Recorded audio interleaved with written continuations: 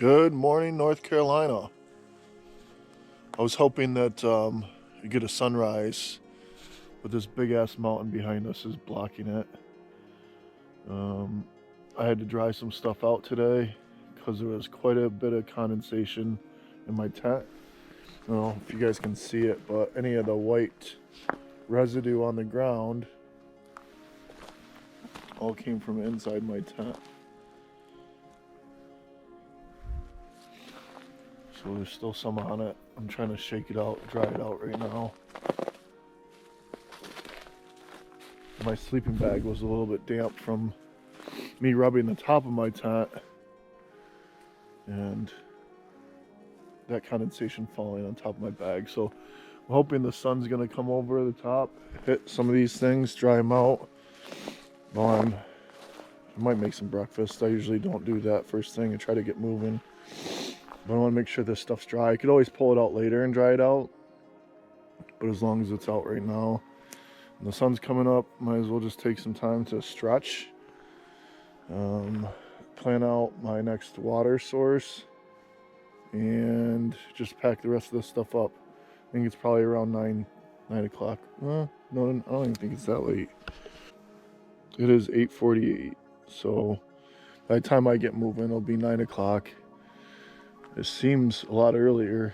You don't see the sunrise with those mountains in the way, but obviously those guys down there in the valley have seen the sun for quite a while now. So waiting for it to warm up a little bit. It's supposed to be 50 something today. So I have today, tomorrow, and the day after to hike 30 miles. So 3 days of hiking, 30 miles. I'd like to be at Winding Stair Gap on Wednesday, and I have a room reserved at the Microtel in Franklin, North Carolina on Wednesday and Thursday if I need it, but we'll just do Wednesday for now. And then I hope to be back up on trail. Should be hitting 100 miles here soon, next couple of days anyways. All right guys, Remy's running ridges today. An Appalachian adventure. Remy running ridges. So I'm pretty cold. I'm gonna get moving. And this is the famous oak tree that I'm supposed to get my picture taken in front of in North Carolina. So here it is.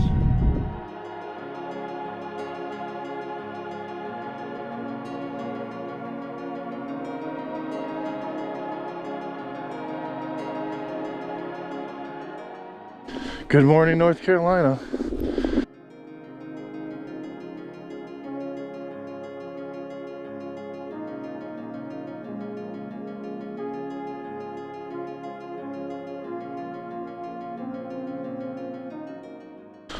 So by now you probably have witnessed me cry at least once, if not multiple times, on my short journey so far.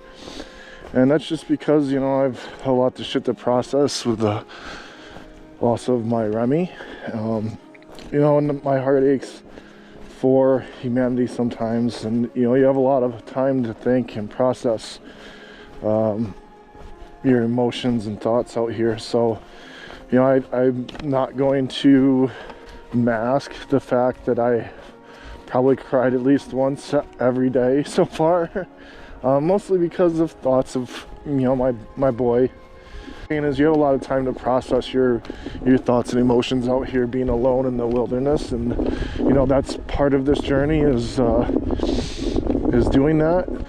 Just how much the world is shrinking around us, how many more people are populating the world. So if you look at the censuses, the U.S. Census from multiple different decades and the population growth, and you know figure on that growth continuing, and you look at the size of inhabitable land, or the acreage of inhabitable land in the world, and creating I don't want to say a city, but that's eventually what all our land is going to become. It's going to become so populated that, you know, we're living on top of each other. And I think my roommate and I figured out at one point, like, how many people would be within a square mile.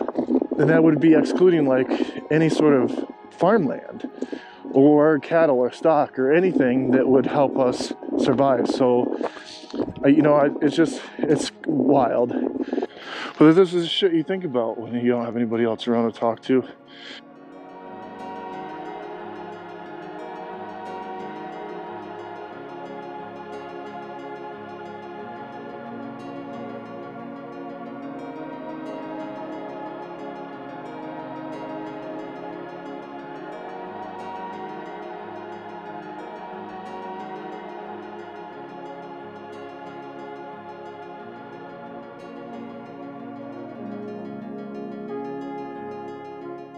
One time, cities used to be the place to go to experience culture and education. You know, went from wild, wild west or whatever to moving back into cities in order to educate and experience culture and find foods and dining and whatnot. Of course, you always had the alternative, you know, the poor, the slums, no matter where you go. But it seems now that, you know, in my experience, cities are just, it's sensory overload. People don't get to experience nature and like the rhythms and circadian rhythms of life. Nothing ever stops in a city. And I'm thinking back to my kids at school and how chaotic their lives are at the age that they have right now. All the technology, social media, you don't have to be in front of somebody. It's not even picking up a phone and calling them and hanging up and prank calling them and running and knocking on their door, running away or anything. It's like all this very manipulative social media. It's sensory overload. They can't manage their own emotions. There's so many things they have to manage now. It's just like a microcosm of like city life to me. No time to process your own thoughts and emotions. Something always getting in the way of doing that. It's crazy. So imagine that's all you have 150 years from now. Lights and virtual reality. And what do? We just sit in a box? What's that movie, High Robot? Or no, it's the one that he's inside the game. That's wild. That's what we're gonna turn into. And there's something to be said about sci-fi movies. Oh, that comes true, doesn't it?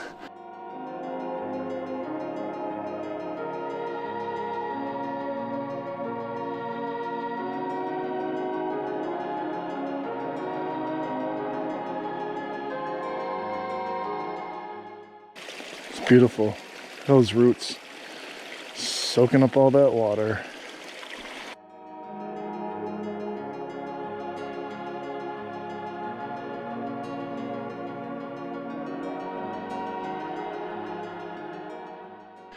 Oh, and not to mention our garbage. You know, what we consume, what we discard. There's not enough room on earth for it. And you know, it's a pretty scary thought if you look into it. You know, I'm not a conspiracy theorist, but you got to look at some of these facts. Look for yourself. Look at population growth over time. Look at inhabitable land and acreage. Look at inhabitable land or inhospitable land that we can't or haven't been able to populate. And now we're looking at populating the outer space and Mars and different planets. But again, another reason why I'm taking advantage of all that nature has to offer before it's gone. Coming out of that rainstorm, somebody had left 2 huge sleeping bags and a big comforter. I don't know, about a quarter mile inside the trailhead. And it's just, I don't know, it seems unacceptable. Carry it in, carry it out, leave no trace. But if you look around, there's a trace of human everywhere, everywhere. We're not doing ourselves any favors. The world's getting smaller around us, beware.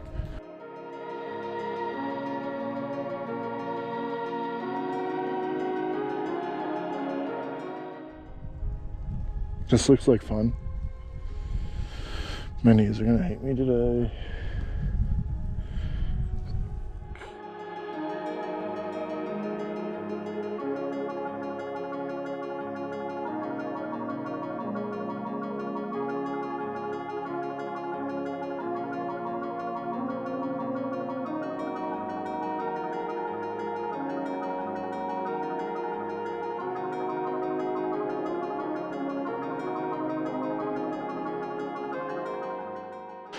So I just stopped in Deep Gap, had some oatmeal with granola in it and blueberries, pulled out my sleeping bag and hung them up in the sun to dry. There's probably about maybe 5 or 6 other thru hikers that either were there or walked through while I was sitting there. So they just took off before I got my stuff together. One guy sounds like just called for a ride to tap out. Whoever he was hiking with, they're continuing on. It happens every day, I guess. So there's a shelter at the top of this hill, not really sure how far. The couple of guys ahead of me said that they were gonna eat lunch up there, and then they're trying to do 12 miles. So hopefully by the time I get up there, they're finished, and maybe we just continue our trek and try to do those 12 miles.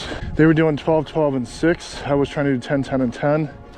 So I'd like to do 12 and then take more of a rest day on the, what was it, the 22nd when I head into town. All right, I'll let you know.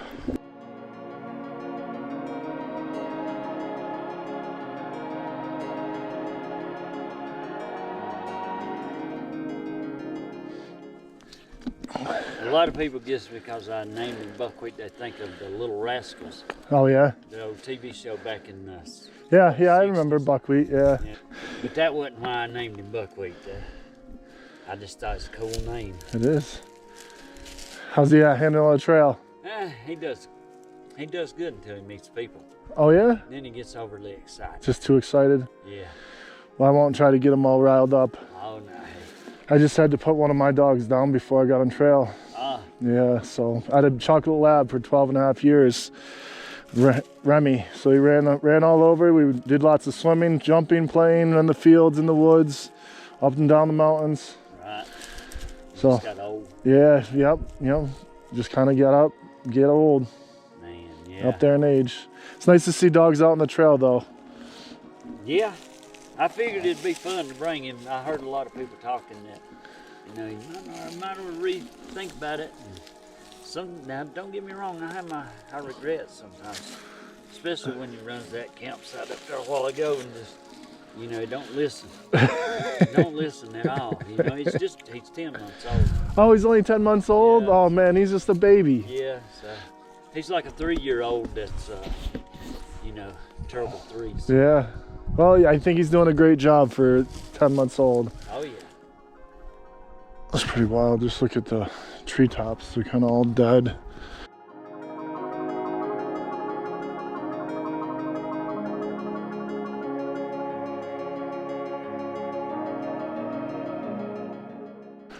Well, we're still going up. So maybe there's a better view. I don't know.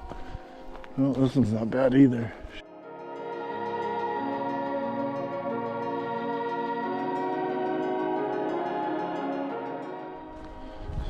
So I guess those were just photos of the top of Standing Indian Mountain.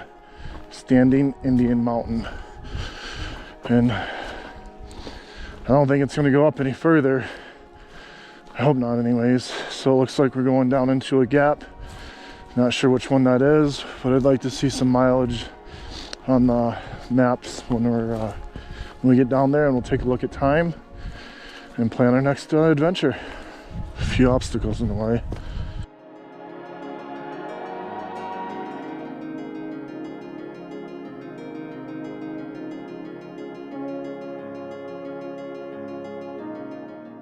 So it's about 4 o'clock now. Not quite sure where I am, but I'm gonna hike for 2 more hours, eat dinner, and then pack up and look for a place to camp within the next hour. So kind of like what I did last night, and hopefully find a campsite around 7 in a nice spot, set up, eat any snacks I might want, and then call it a day. I'm not sure how many miles I've done, so I'll have to look that up when I get into the tent. 1 mile to the shelter. There's another thru hiker up ahead of me. That's her stop. She says she did 16 miles. I'm more than likely gonna stop there and hopefully find a tent site. I don't intend on staying on any shelters or in any shelters. It's supposed to be a little bit warmer tonight.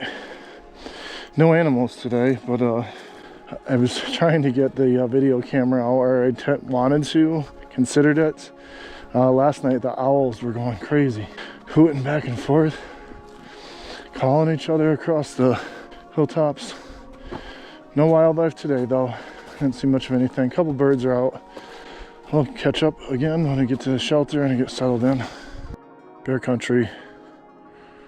So AT from Betty's Creek to Carter Gap Shelter. Strongly recommend AT hikers using berry strength canisters for all food and set-in items while overnight camping.